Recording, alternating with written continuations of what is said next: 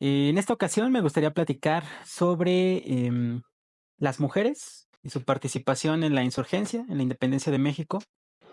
Pero para poder hablar precisamente de la participación de las mujeres, creo que es factible hacerlo a través de las dos figuras pues, más icónicas o más conocidas, que es la de Leona Vicario y la de José Ortiz de Domínguez.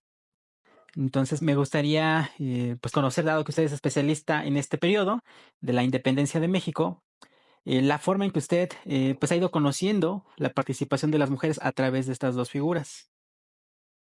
No, bueno, me parece un tema muy importante, muy de moda también, ¿no? Lo cual está bien, investigar la participación de las mujeres en varios ámbitos, sobre todo de la historia política, que era lo que menos se había estudiado.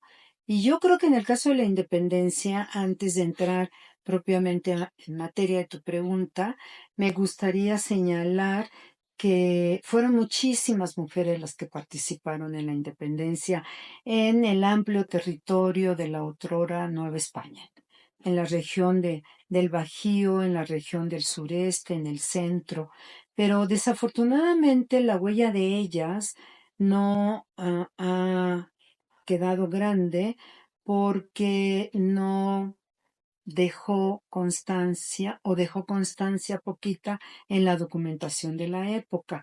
Por eso conocemos más la participación de las mujeres que les abrieron juicio de infidencia.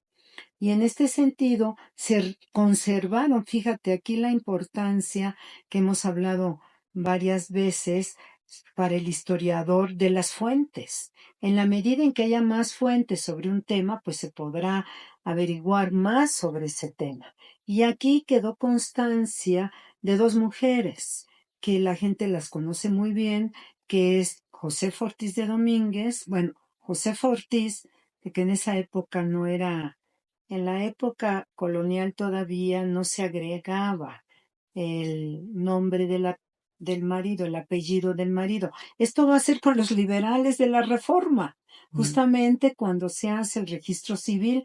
Qué contradictorio. Bueno, no es contradictorio, porque para los liberales, pues la mujer sigue siendo propiedad del marido.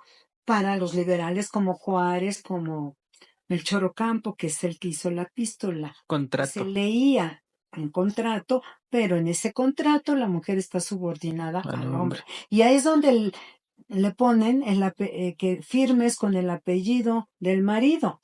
Bueno, esto era un paréntesis, perdón. Regresamos a la época del inicio de la lucha por la independencia y entonces doña Josefa Ortiz y Leona Vicario, se sabe más de ellas porque se conservó el juicio de infidencia que las autoridades coloniales les pusieron. Este juicio, si es infidencia, quiere decir traición.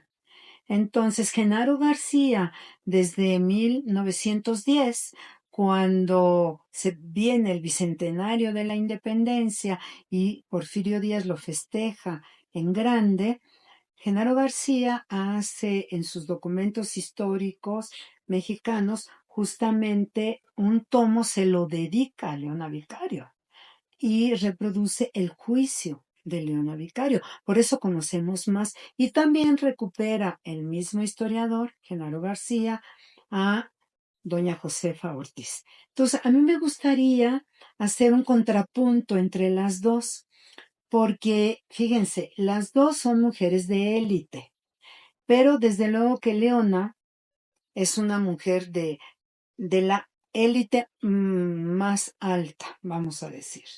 Josefa no. Josefa en Valladolid había estudiado, luego se viene con dificultad con su hermana a la Ciudad de México a establecerse, entra a un colegio de monjas y ahí conoce al señor Domínguez, Miguel Domínguez, y le propone matrimonio. Entonces, el matrimonio con Domínguez le permitió a ella subir de estatus, porque Domínguez era un abogado y muy pronto la administración colonial, el virrey, lo nombra corregidor de Querétaro, lo cual significaba ser el gobernante de esa ciudad, que era el único corregimiento que había en todo el territorio de la Nueva España. y se van a vivir a Querétaro. Y ahí en Querétaro ella participa de las tertulias con Hidalgo, Allende, con Abasolo, con Aldama, con otros individuos que, influidos desde luego por la época, la Revolución Francesa, la independencia de los Estados Unidos y las ideas ilustradas, pues quieren modificar la situación en la Nueva España y empiezan a reunirse a discutir y a conspirar en contra del poder colonial. Ella está ahí presente.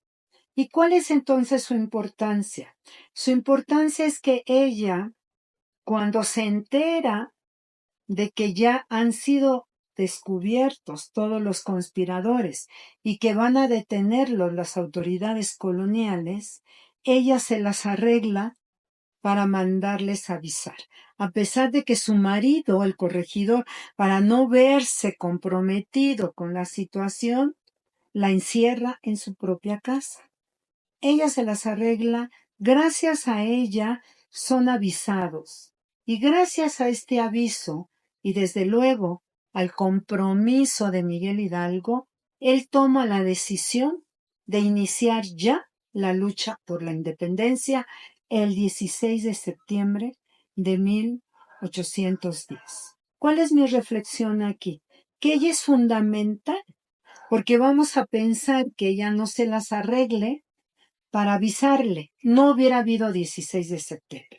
Una hipótesis es que hubieran sido detenidos ellos, van a prisión y seguramente más adelante se hubiera iniciado otro grupo, igual que ellos, por la ruptura total con España, pero no ellos en esas condiciones. Entonces yo puedo asegurar por esto que ella es determinante para el 16 de septiembre. Una cosa interesante para compararla con doña Leona Vicario es que doña Josefa sabía leer, pero no sabía escribir, porque en la época estaba disociada la electroescritura, como se llama ahora. Les enseñaban primero a leer y después a escribir. Entonces ella sabía leer. ¿Cómo se comunicaba con sus compañeros conspiradores? De una manera muy sencilla.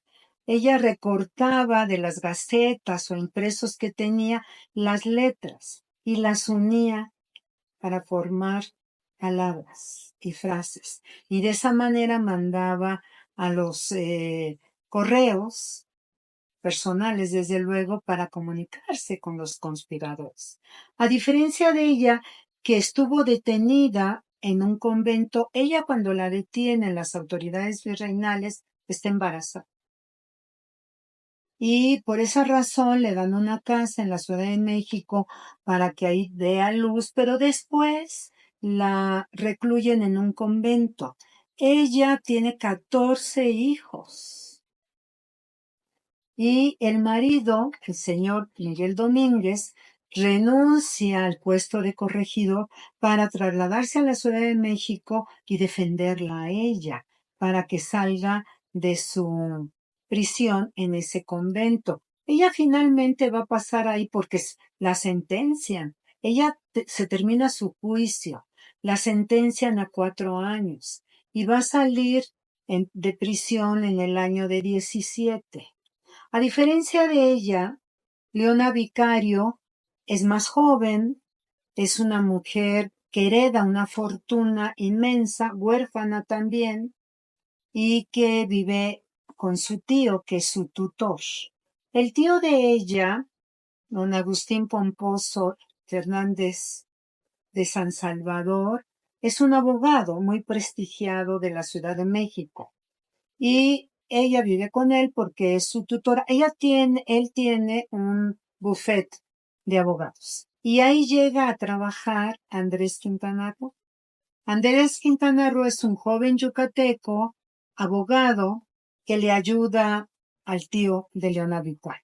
Ahí se enamoran y cuando Andrés Quintana Roo estalla la Revolución de Independencia en 10, él decide tomar las armas del lado insurgente y se va. Y se va a trabajar con el primer gobierno insurgente, que se forma en Zitácuaro, al frente del cual está López Rayón. Y en este gobierno, en Zitácuaro, Andrés Quintana Roo, junto con un padre que se llama José María Cos, van a ser los publicistas más importantes de la causa insurgente. Y para ello va a publicar un periódico que se llama el Seminario Patriótico Americano, en donde en este periódico, si uno lo analiza, sale en Sultepec, porque ahí operaba la Junta de Zitácuaro. En este periódico lo que pretende Quintana Roo es debatir con el poder colonial para que los criollos, sobre todo de este poder colonial, se pasen y apoyen a la independencia, a la insurgencia. Este propósito no lo logra Quintana Roo, se va a lograr, pero hasta 1821, cuando este sector apoye la independencia, pero en ese momento no lo logra. Y entonces Leona Vicario, siendo novia de él, estando en la Ciudad de México, lo que hace es apoyar a la causa insurgente, no solo materialmente, con dinero, sino justamente con correos, ¿no? Ella es correo de cómo se comunican los insurgentes con otras insurgentes de la Ciudad de México. Ella organiza una red, porque además ya la tiene un poco organizada desde antes, cuando leían en estos círculos que traducían, por ejemplo, copiaban las aventuras de Telémaco, que era uno de los libros que ya leyó. Como no tenían imprenta, la copiaban a mano y luego se la repartían en ellos algunos episodios de esta novela tan importante o de este ensayo tan importante de Fenelon. Y entonces ella participa totalmente de la causa y justamente por esta razón las autoridades coloniales se dan cuenta que está involucrada. Ella lo sabe, que ya se dieron cuenta, y en una Semana Santa huye a Tacuba. Ella vivía en lo que hoy llamamos el centro histórico, huye a Tacuba y ahí con sus sirvientas para algunas festividades de Semana Santa, y ahí la alcanza el tío, don Agustín Pomposo Fernández de San Salvador, y la hace regresar a la Ciudad de México, la mete al convento de Belén para tenerla más vigilada ahí, y ella ahí continúa su juicio. Su juicio es bien interesante, porque sus tías, las hermanas de don Agustín, dicen todas las lecturas que había hecho esta señora, doña Leona Vicario, y, y en qué andaba metida, y es obvio que estas tías también simpatizaban con los insurgentes. Y estando ahí al mes, cuando entrevistan las autoridades coloniales a Leona, Leona no delata a ninguno de sus compañeros. Realmente tiene una actitud totalmente firme, muy digna, de no delatar absolutamente a nadie. Y estando ahí, llegan 3 insurgentes y la secuestran, la raptan y la llevan al campo de los insurgentes con su marido. En ese momento no es su marido. Ellos dijeron que se habían casado en Tlalpujahua, que estaba cerca del Sultepec, donde andaba Quintana Roo. Los historiadores fueron a la parroquia de Tlalpujahua, a los libros de bautizo donde se registra, perdón, de matrimonio, donde se registraban estos uniones, y no aparece la unión de ellos. Seguramente Leona, y aquí pues es la modernidad de ella, que es admirable, a pesar de ser una niña bien, diríamos ahora, súper adinerada, con una gran cultura, pues no le importó que no estuviera casada para iniciar la relación matrimonial con Andrés Quintana Roo. Finalmente, el Congreso de Chilpancingo, ella no asiste al Congreso, ella está en Oaxaca. Quintana Roo, desde luego que sí, porque es diputado, a propuesta de López Rayón, le dan el nombramiento de Benemérita de la Patria, el Congreso de Chilpancingo. Y Morelos propone al Congreso que le den una ayuda económica porque pues no tiene ni un quinto, obviamente, para poder sobrevivir.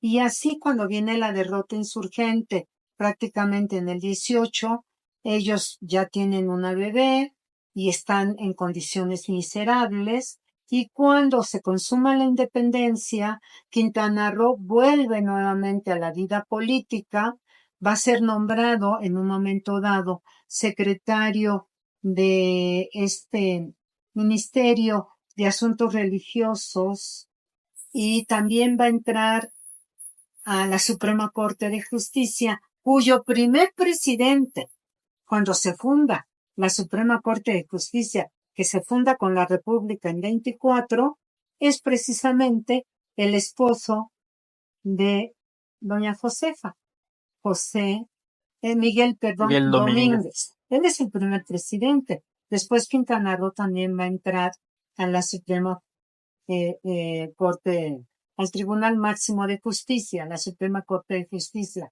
Y aquí con esto termino. Un asunto relevante es que en 1831, cuando ya tiene tiempo funcionando el periódico de Quintana Roo en el México Independiente llamado El Federalista, asaltan a este periódico en un contexto histórico donde asesinan a Vicente Guerrero y llega al poder la parte más conservadora, digamos, de los liberales, encabezados por Anastasio Bustamante y por Lucas Alamán. Ellos denuncian este asalto en el Federalista. Lucas Alamán responde en su periódico El Sol y dice, se va contra Leona Vicario. Y dice que lo que hizo a Leona Vicario ser insurgente en años anteriores fue un romance. Le llamó la heroína romancesca para desprestigiar. Claro, aquí no solamente se trata de un hombre que menosprecia a las mujeres, desde luego. Hoy diríamos un misógino. No, se trata también de atacar a los viejos insurgentes.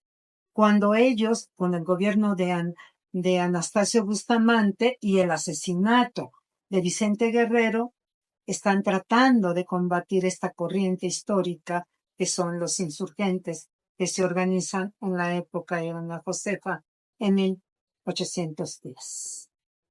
Pues vemos pues las consecuencias precisamente de su acción política, ¿no? En el caso, pues creo que todavía la padeció más Leona Vicario que doña Josefa. No, yo creo que, ¿Sí? no, yo creo que Doña Josefa. ¿Más? Claro, porque tener 14 hijos, estar 4 años en la cárcel, Bueno, sí, la no, privación. no, aquella, yo creo que son distintas, ¿no? Aquella se expuso. ¿Por qué? Por convicciones y por amor también, que no está reñido. Se va a un proyecto, ella está convencida y abandona todo. Eso también tiene un valor muy grande. Yo creo que las dos tienen gran valor. Yo creo que doña Josefa, en mi opinión, le da una impronta. Por eso ella fue la primera reconocida en el muro de honor de la Cámara de Diputados. Y por eso las monedas, los quintos que había Tiene cuando su yo era cara, ¿no? niña, tenían su cara. Porque sin ella no hay 16 de septiembre. Habrá otra fecha que inicie la independencia con otros personajes, pero no con Hidalgo. Por eso creo que viéndolo así en perspectiva histórica, ella tiene mayor trascendencia. Pero desde luego que Leona, pues es nombrada benemérita de la patria por parte del Congreso de Chilpancingo, porque ya Leona, perdón, ya Josefa, ya no se relacionó tanto con esta generación de insurgentes, ¿no? Con la de Rayón, Morelos, etcétera, Quintana Roo mismo. Ella se relacionó con los primeros, con Hidalgo, Allende, Aldama, Basolo, Jiménez y López Rayón también, hasta cierto punto, era muy joven. Así es lo que yo considero, pero digo, las dos, qué bueno que estén en el muro de honor de la Cámara de Diputados. Y bueno, para hacerlo como más extensivo, pues ya vimos que pues, padecieron esta parte, ambas a lo mejor por la parte de la maternidad, lo material, pero los casos que nos mencionaba de otras mujeres que también, gracias a estos registros judiciales sabemos de ellas, pues fueron sometidas a juicio, tuvieron penas, pero también hubo otro tipo de castigos, ¿no? Sanciones Claro, por parte de los realistas, que desde son, bueno, luego. el ejército enemigo de Des- los insurgentes. Desde luego, tienes toda la razón. A muchas de ellas les abrieron juicios también, pero como están en los estados de la República, la documentación del Poder Judicial está un poco no tan organizada, ¿no? Como todo lo que tenemos en el Archivo General de la Nación. Entonces, es más difícil encontrar sus juicios, ¿no? De sus juicios de infidencia. Pero sí sabemos en esos juicios, por ejemplo, que ellas vivieron la situación de que tomaron a sus hijos como rehenes. El caso más sonado, más conocido, es el caso de Pedro Moreno, que actuó en el Bajío cuando llegó Javier Mina, un español que llegó en 1817, a combatir con una expedición muy grande de 300 individuos, a combatir contra el poder colonial y a favor de la independencia. Se relaciona con este insurgente Pedro Moreno y lo que hace es que a la esposa, a los realistas de Pedro Moreno, que después va a ser fusilado junto con Mina, le van a secuestrar a un niño y le va a decir que la vida de Pedro Moreno por el niño, que hicieran ese canje, son rehenes. Y Pedro Moreno desde luego que no aceptó, pero las mujeres vivían los secuestros. Hubo Iturbide, por ejemplo, que más adelante va a ser el consumador junto con Guerrero de la independencia, secuestró a muchas mujeres en el Bajío, muchas mujeres. No solamente eran esposas de insurgentes, ellas también eran insurgentes. Ellas también querían que terminara la sociedad colonial, iniciar una sociedad donde hubiera igualdad y justicia sociales e independiente de España, ya no querían de ser colonia. Ellas, por ejemplo, estuvieron secuestradas más de un mes, sin comida, sin nada, de las primeras auxilios, pues, para estar en mejores condiciones con sus niños, para que dejaran la causa insurgente y para amedrentar a los esposos a abandonar la causa insurgente. No, esto es un horror. Yo creo que el estudio de la mujer en la historia apenas comienza, la verdad, ¿no? Y eso es muy bueno, desde luego, y vamos a ir profundizando más a través de eh, el tiempo y que los jóvenes historiadoras, como lo están haciendo, historiadores, se echen un clavado a todos estos Archivos archivos judiciales. judiciales que están Ujú. en los distintos estados hoy de la República, Muy bien. Pues bueno, tenemos este panorama pues a través de estos dos casos sobre la participación de las mujeres en la insurgencia. No sé si quiera concluir con algo más, ¿no? ¿no? Nada más darte las gracias y a nuestro auditorio también. Perfecto. Pues les agradecemos. Muchas gracias, doctora. Gracias, gracias, Daniel.